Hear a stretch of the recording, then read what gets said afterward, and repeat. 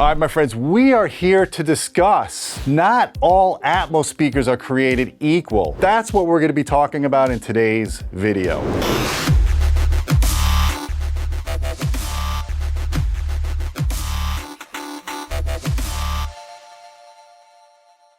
Hey folks, I'm Gene Delasala with Audioholics. We have Matt Pose. We're at his theater. How you doing, Matt? I'm good, thanks. Yeah, Matthew Pose of Pose Acoustics, but also I've been with you with Audioholics now for 5 or 6 years at least. It's been a while since we collaborated. I'm glad we're here to do that today. And I wanted to do a video of just about your home theater system in general, but I want to focus on Atmos speakers. So you have a Perlisten system in here. It's a 7.6.6. Yeah, which I'm sure people are like, why 7 and then 6.6? Well, first off with the subs, you can never have too many subs. True. And there's good reason. It's a waveforming system, so I needed that. The 7 was, we've talked about this before, it was just a budget kind of value issue. So wides are not as widely used in soundtracks as they could be. And so spending the money on Perlisten speakers for that didn't make sense. But I've actually been making some upgrades. So when I decided to get rid of what I had for tops, which was, I had 4 in the ceiling originally, and go to the Perlistens that would make it an all-match system, I thought, well, might as well do 6. And then I can add the wides later on. Before we get into that, let's talk about what is in your front soundstage. So the S7Is are in the front soundstage. That's Perlisten's top-of-the-line architectural speaker. It is, for all practical purposes, the same as like an S7T or an S7C. It's actually more similar, I think, to the S7C because it's a sealed box. It's an optimized crossover for in-wall use, architectural use, and it's an all-aluminum box instead of a wood box, or in the case of the limited editions, carbon fiber. This is an all-aluminum box, but that's actually not a bad thing. It's a very high-quality aluminum box. It's fully enclosed. And so you lose bass output below 80 hertz. They really don't have a lot of bass output below 80 hertz, but we bass manage, so not a concern. They have just as much output as... With like 117 dB per THX Dominus? Yeah, and that's with the, I think it's 2 or 3% THD. So they'll do about 120, 121 if you get a little bit more lax. And we can talk about SPL differences, because I want to point out that Perlisten's is a very, very conservative number compared to others. Yep. The surround speakers are S4Is, and so that's the same DPC array with the beryllium tweeter and the TPX tech stream. Yeah. So it's the same material that's used in the woofer cones, but it's used on the tweeters for the outer tweeters. Some people call those mid-range drivers. They're not really mid-range drivers, so I really just call them another tweeter. And then the 7-inch mid-range driver, mid-bass driver, which uses that tech stream material as well. The S4i has 1 of those, the S7i has 4 of those, and the S3ic is really like an S4i, except for that it's optimized for in-ceiling use with a 30-degree listening axis as the optimal axis, which is great for what we use them for in ceilings, either Atmos or even if you wanted to have just an in-ceiling surround system. So let's talk a little bit about this DPC array. I've mentioned this before when we did the S7T versus the Revel F328s and other content I've done for Perlisten, but it's always good to give a recap. I'd like to hear your take on what are the benefits of the DPC array in a home theater environment. So the DPC array is referred to as a type of beamforming array, and actually it's the overall speaker that is, but I don't want to discount the rest of it. But the DPC array is a waveguide, and they've embedded additional tweeters above and below. So waveguides already control dispersion in the horizontal and vertical, and this one narrows the vertical some. But what the DPC array allows them to do is, using those outer tweeters, they can actually control that vertical response even more. And when you mix it with the control capabilities of the woofers, especially when you have more than one. So on the S4Is, that one woofer isn't really providing a lot of directivity control in the vertical, but the S5i and even more so the S7i do. And so what happens is you're able to create more of like, think of it almost like a ribbon of sound that does expand with distance, but that has a very, very even coverage over this certain vertical range, and then gets much quieter out to the outer edges so that you get much less floor and ceiling reflections. Floor and ceiling reflections are not particularly useful. They don't tend to benefit the sound of envelopment, like our perception, I should say, of envelopment. Like lateral reflections do. Those are really critical. We don't want to get rid of those. But the vertical ones, it's okay to get rid of those. And in fact, treating those so that you don't have really, really strong ceiling reflections or floor reflections can be a good thing. In the case of the S7i, there's actually very good beam control all the way down to around 150, 200 hertz, which is really low. It's unusual to be able to have that kind of beam control. The S4i doesn't go that low, but it does go down to around 1.5 kilohertz. kilohertz, which is still really good. You don't typically see that level of beam control that far. And the S3ic is doing the same thing. It is a different kind of DPC array. It's been modified for that in-ceiling angled use. So there's one less extra tweeter because it's not needed and it actually would do more harm than good. But it still allows you to have that really good control. So people think of it as like narrow, but it's not narrow in a bad way. It's more like it's not spraying sound everywhere where you don't want it. It's controlling that sound very carefully, and it's only spraying it where you do want it. And that's what I noticed when I did the shootout of the Revel versus the Perlisten is in my personal family room system, it's not an acoustically treated room like this. It's a regular family room. I have maybe some diffusion on the front wall for decorative purposes, but it's a pretty lively room. The RT60 decay in there is like 750 milliseconds. It's a pretty large high, room. if I recall, yeah. It's pretty high. But in that case, those Perlisten speakers really focus the sound at the listening area, and it takes some of the room out of that equation, and you get incredible soundstage imaging without all the acoustic treatments. So of course you do need acoustic treatments if you want the best sound, but this definitely helps in normal rooms. And there's been some misunderstanding about this to the point that I've even heard people make claims that are definitely imagined. They're completely made up. It's not a fact of the speaker. And that is this idea that because the DPC array is controlling the vertical dispersion so much, that if you stand up, the high frequencies go away and it gets muffled. Yeah. But actually the dispersion in the vertical is still very wide. It's not as narrow as people think. It is much narrower than normal because most speakers, you could be in the back of the room up at the ceiling and you'd still be getting quite a bit of high frequency energy out there. That's not necessarily a good thing. However, it's still creating across the, like we're not facing that, but my chairs are right here. It's basically giving you a response that's within 1 or 2 dB from like probably your knees to my second riser, it would be another 2-3 feet above your head. And so that means it's got full coverage over anywhere a person could actually ever really be. It's very consistent from seat to seat, which is what you want. Let's talk about the in-ceiling speakers. Here's the misnomer. People will spend a lot of money on the front soundstage, which I always recommend you start with that because the front soundstage is critical, but then they tend to just throw anything up in the ceiling and then they're not happy with the Atmos experience. Talk about why it's important to have speakers in the ceiling for Atmos that have similar output capabilities, similar bandwidth, similar directivity, all that kind of stuff. Why is that important? And similar timbre, because as much as you can EQ speakers to have similar timbre, there's limits to how possible that really is. And the dispersion in the room actually affects our perception of timbre. It doesn't have to have exactly the same output. I think there's a fair argument to be made for the ceiling speakers being a bit less than the front. Because they're closer to you anyway, right? They're closer, and as much as they do throw, so this is the big thing people need to remember and why in today's world you do need really good tops. That what you're calling Atmos speakers, the tops. Atmos changed things in that now all the channels are equal full bandwidth channels. So there's no dynamic restrictions and there's no bandwidth restrictions. You can do anything you want. So the point I make is you're sitting in your chair and the movie director has intended for a tank to run you over. And so your perception is it's running over you. So from a sound standpoint, it needs to do the same thing. This big, loud, wide bandwidth sound coming from a tank, he has to go from the front speakers to the back of the room. And as it passes over you, it's going to go through the tops to the back speakers. If those tops are weak, you're going to hear that. That signal, they didn't modify it because it's going into the top. So some people think of it as being used for effects only, like raindrops or wind or something like that. Right. While it's true that things like raindrops and wind would get mixed into the surround speakers and the tops, it's not true that that's their only purpose. And so there's that. Then there's music. Music, of course, can do whatever they want with any of these speakers. And they do, and again, from an artistic standpoint, they think of them as all being equal.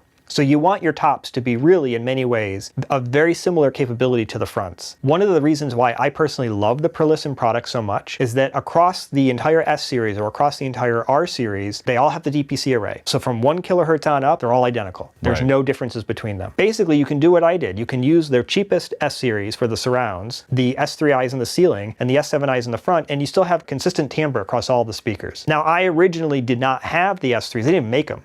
When I put the system in. When I put these in, I found it to be a pretty dramatic change, and it reminded me of how important it really is to have the exact same speakers in the ceiling, or at least something of similar timbre, output, and dispersion. It made the system go from like an 8 to a 9.5 kind of thing. Like it was, to me, it was a good system that became notably better and worth the money. So why did you go with in-ceiling speakers as opposed to putting a speaker on the ceiling and pointing it towards the listening area? Because we see a lot of people doing that in their own home theaters. Yeah, it's all about balancing some of the problems you have. There's no such thing as an uncompromised theater. So you have to take the compromises you're making and figure out how to balance them to minimize the negatives. So the argument for the box speaker is that in general, and this has been true in the past, you can get better box speakers than you can get in-ceiling speakers. So let's just be very honest. Most in-ceiling speakers suck. Yeah.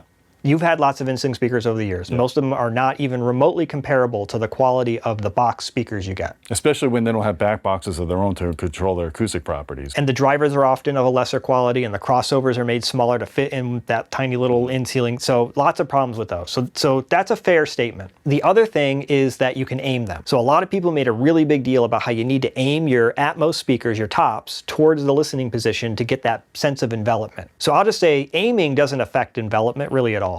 That's not its purpose. Its real purpose actually is SPL consistency across the seats and frequency response consistency. So when the speaker is firing straight down, you're often sitting 30 to 60 degrees off axis of that speaker.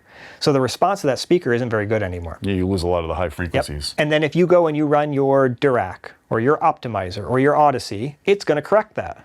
And it actually could very well overload the speaker because you're way off axis. The high frequencies are probably 10, maybe even 20 decibels down, and now it's going to boost it way up there. Dynamic range goes out the window, basically. So that's not a good idea. Here's the problem. You take a box speaker, you hang it from the ceiling, and you aim it towards the listening position, and now you've got a box that's going to interact with the ceiling. So the sound radiates out from that speaker, and it's going to diffract around the edges of the baffle, it's going to hit the ceiling, it's going to bounce back, and it's going to interfere with the sound coming from the speaker. So you're creating this comb filtering effect, and this also, the other parts, so comb filtering is one of the issues. The other one is there's actually like a peak and dip response that happens. The baffle step? Well, it's actually SBIR. Oh, okay. So it's SBIR that just happens to be right up against the ceiling. So here's why that's so bad. When you and I typically deal with SBIR, we're talking about bass, like under 150 hertz. This is actually happening up into the like 500 to 1000, maybe even higher.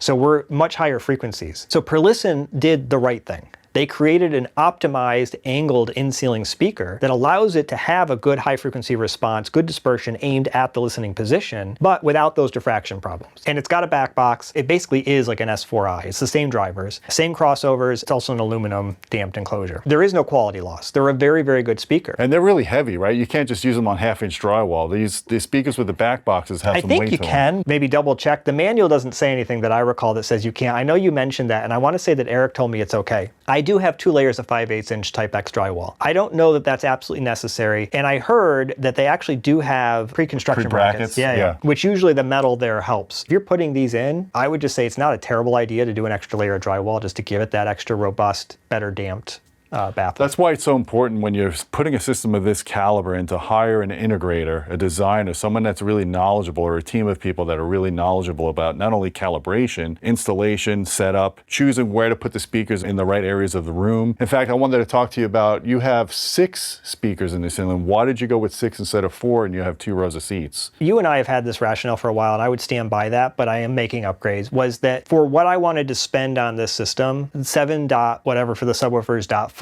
made the most sense given the size of the room and given what kind of content was available at that time. Things are changing, and the content is getting better, and it's making better use of active objects, which allows it, the dynamic objects, which allows things like the extra tops and the wide speakers to be utilized. So when I made the upgrade, I decided, since I did have the wire in the ceiling for it, that I might as well do 6. They're actually not in the most optimal location. The middle pair is in the correct location. The front pair is in the correct location. The back pair is too close to the middle pair. And that was just a function of where the rafters are in the ceiling. And it's a decoupled ceiling, so there were some limits in where we can move things around. And so they either had to be right up against the back wall or too far forward. I don't know which is better or worse. I've heard huge arguments about this. I would just say this for anybody that makes those arguments. Are you telling me that you sat down, you mounted 2 pairs of speakers in 2 different locations and A beat them and decided one was better? Or is it just a made-up perception? I think that the system sounds great as is, but my feeling was that 6 was a worthy upgrade because as technology is advancing and the Atmos mixes are getting better and making better use of those dynamic objects, and I think probably there's going to be more use of like AI and stuff like that that will make it easier on lower budgets to make good use of those objects, that it's worth having the extra speakers. So if cost is an issue, I think better speakers but less of them makes more sense. You need at least 4 to have true object panning in the ceiling. Yeah, and 4 is a good minimum, and I think that makes sense. But if you're in a position where you can justify the extra speakers, and it's not going to cause you to have to drop down to a lower quality speaker, I do think 6 is, I really do like a 9.1.6 system. That is sort of my favorite for most people's living room or theaters. All right, let's talk about demo experience in this room that Matt Poe's designed, Matt, you did a phenomenal job. Thank you. Yes. You really did. For a room of this size, it's not a huge room, it's a medium-sized kind of theater room. The surround envelope that I heard in here was absolutely stunning. The panning from left, center to right, all around me, the sides, especially the tops with the new Perlisten speakers, it really matched the whole dynamic of the room. But before we get into all of the demo stuff that we experienced here, I want to just talk about the bass. The bass absolutely floored me. When we were watching Top Gun Maverick, I was sitting in this chair, and when the afterburners fired on the F-18s, the hairs, whatever hair I have left on my head, I felt them standing up and moving. This is no joke. No cap. No cap. This is the real deal. My hairs were vibrating. Part of it is you have incredible subwoofers, but also the way you calibrated the system using Trinnov Waveforming. It has a bunch of advantages. One of them is it makes it so that every one of my seats has fairly similar bass. My rear row is almost right up against the wall, which is a big no-no. Really, it's because this room is too small for 2 rows. I just wanted it. So this allowed me to have 2 rows of good bass. The other thing is, like you said, incredible subwoofers with a system that optimizes the performance of those to work cohesively together. And I have a floating floor, which allows a much more visceral experience. It's like 4D, you know, it's like somebody's blowing a fan on you. Like the bass movement, if you will, is enough. The cone movement is enough to actually do things like blow your hair. So yeah, you pointed that out, and I've certainly experienced it as well, to the point where I'm like, did the air just kick on? What's going on? Well, the difference from going to streaming to Kaleidoscape, we talked about this in other videos. Huge difference when you're, especially with a system like this. The dogfight scenes were so much more engaging. You really felt like you were in the cockpit with Tom Cruise. All the stuff, all the firing around you. It was just a sound bubble, for lack of a better term. When people talk about that immersive bubble, that's what I heard listening to Top Gun in the money seat. And I moved around and I felt like it was very consistent. And that's part of the advantages of the Perlisten system because of the DPC array and the fact that they have such control of their sound, the way it sprays in the room and the dynamics and the clarity. It really takes it to the next level, whether you're listening at low. But what I notice about Perlisten speakers is they sound better as you turn them up. I mean, not that they sound bad when they're turned down, but I do feel like there's most speakers, actually, when you turn them up, all you're starting to hear is the compression and distortion. They misbehave. These speakers have so much dynamic range that they typically, especially like this is too much speaker for this room, which I'm not against. So when you turn it up, there's just so much headroom there that just the experience becomes more real. And you're just so far away from the upper limits of what the speakers can do that by the time you are hitting that point where they're distorting and compressing, it's too loud. Like you just would be uncomfortable to be in the room. So yeah, playing loud movies sounds good. That's the one thing I noticed when you have a speaker system that has great dynamics is when you turn it up, you don't even realize how loud you're listening because it's not compressing, it's not jarring to your ear like a PA system or when you go to a nightclub and you're in a loud environment like that. It's nothing like that at all. That's one thing I really admire about the brand. Gravity was another great demo. Why don't you give your experience on Gravity? So even though it's an older film, it was one of the first Atmos mixes that I heard. And when I first heard that in a properly set up theater, what impressed me was the way that they did the mix. Because they had voices that were coming from all around you because they're in space and they're floating around. And so they had the ability to take advantage of moving objects all around your head. And so they did that in that film in a really good way. So I re-downloaded the film on Kaleidoscape, which I hadn't watched it since it came out basically, when I got the new speakers. And so we watched that as a demo, and I was just so impressed with Clooney's voice in particular, because it doesn't change from him being here in front of you to the side of you or overhead. But actually that wasn't my experience before. I had noticed that there was some shift as it went overhead in past systems that I had done or heard. And this one, it now became more like you said, like a sound bubble. It's cohesive and Clooney can basically move all around and it sounds like that. That was a really good demo mix to show off how neutral and coherent these speakers are and how well they match with the others. Well, another thing too is just listening to music in here, like Hans Zimmer, Night of Prague, that's a reference concert. If you guys are into movie soundtracks, basically, like the Batman one, the Christopher Nolan trilogy, I absolutely love that whole piece. It's worth it just to download that, just for that one piece, to me is worth it. And this room does it justice with the way you calibrated the system, the level of just dynamics and bass extension and evenness throughout the seats. You really feel the hall, you feel the space. Yeah, adding those speakers, I think, took everything up to another dimension. It's a good room, it's well executed in a lot of ways. It's not perfect, you know, I still had budget issues, but it's a good room. Adding those speakers allowed all these movies to just immerse you that much better. And music. And music, that's true, yes. And that Zimmer is that's a really good. Well, I'm done. I want to go do some more listening. I think you guys got the idea of how much we enjoyed this experience with Perlisten and with the Kaleidoscape hardware, and of course Trinnov Waveforming. It's just beautiful. If you have the space in the room and you have the budget to do a 9.1.6 system like you're talking about, that could be a real treat, especially if you have a processor that can upmix to the wides if it's not all native content. But even just 7.6.6 like we heard in this room, it's incredible. It's a visceral experience because the Perlisten speakers have so much dynamic output. They are so consistent from speaker to speaker, so you get a very fluid sound as the panning objects go from left to right, top to bottom, front to back, and it's just very clean and it's very real. So Matt, I appreciate you dropping the knowledge on this, and we basically covered why all in-ceiling speakers are not created equal and why you need to have special attention to have really good speakers in the ceiling that match the rest of your system. So guys, if you found this video useful, please hit the thumb up, hit subscribe. Don't forget about our Patreon channel at patreon.com/Audioholics. We appreciate your support. Check out Matt Pose's YouTube channel as well. He does consultations, he does theater design. You definitely want to get a hold of this guy if you're serious about putting a system of this caliber in your house. And until next time, my friends, keep listening.